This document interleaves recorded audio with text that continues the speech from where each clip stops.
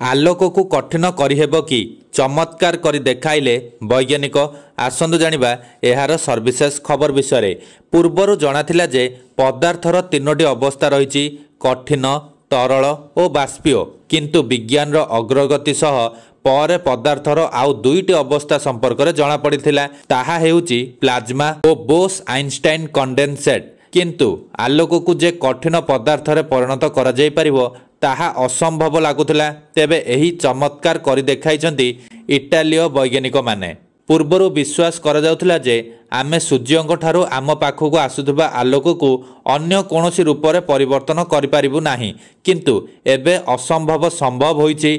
इटालीर जातीय गवेषणा परिषद वैज्ञानिक माने प्रथम थर पई आलोक को कठिन अवस्था परिणत करिबारे सफल होइछन्ती। एहाकु पदार्थर सुपर सॉलिड अवस्था बोली कुहा जाउछि। एही सफलता को क्वांटम फिजिक्स रे एक गुरुत्वपूर्ण माइलखुंट भाव में विवेचना करा जाउछि। वैज्ञानिक माने एहा मध्य दाबी करिसन्ति जे आलोक को केवल कठिन नुहे तरल अवस्था रे भी आनी हेबो।